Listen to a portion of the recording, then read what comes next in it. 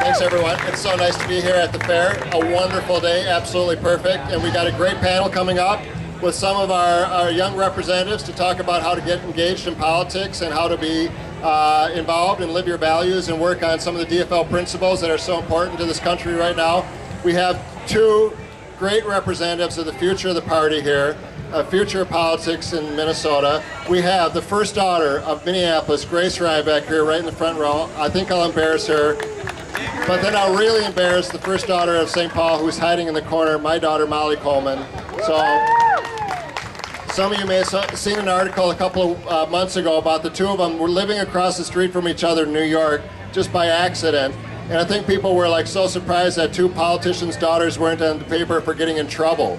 They were actually getting in the paper for doing good things and being good kids, so that was kind of nice.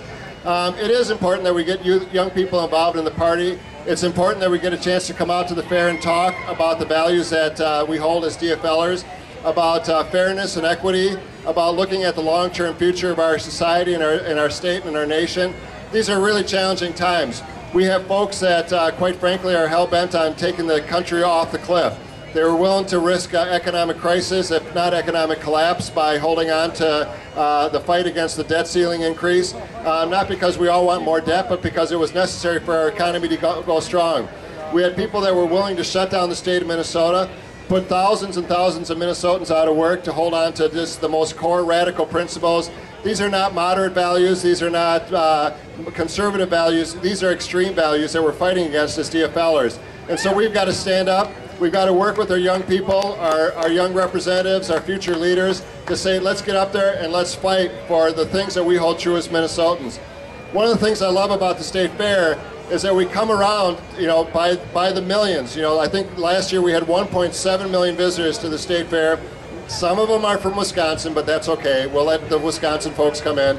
But we have folks that come from all parts of the state of Minnesota.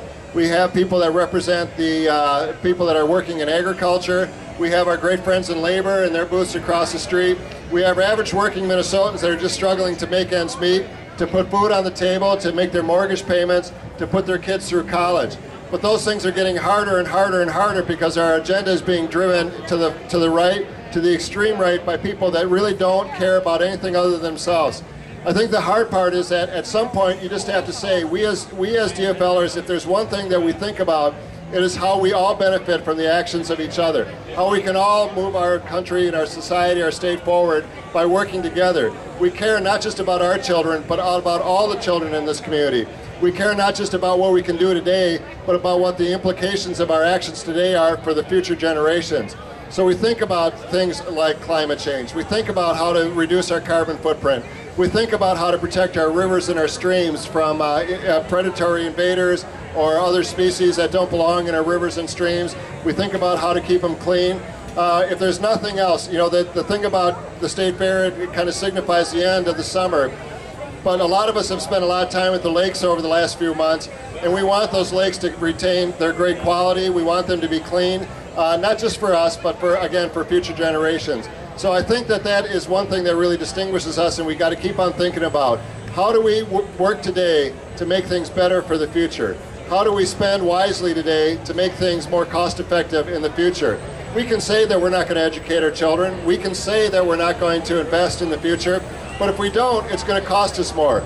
We can spend $1,000 helping a child graduate from high school today on time and go to college, or we can spend hundreds of thousands of dollars to incarcerate that same individual if they don't get off to the right start. We can make decisions about the use of natural resources, but we can do it in a way that is preserving those resources for the future, or we can do it in a way that drains those resources for future generations. Let's make smart choices, let's start thinking about the future, and let's keep on moving forward. So I appreciate the great values of the DFL, I appreciate the future of our party, and I appreciate getting a chance to be out here at the State Fair, my absolute favorite time of the year. So far I've only eaten, I've had a malt from the dairy barn, I've had a piece of corn, and I've had a beer from O'Gara's. So we're only a few hours into the fair. I think I'm off to a good start. So enjoy the rest of the fair. Have a great day. Use sunscreen. Thank you.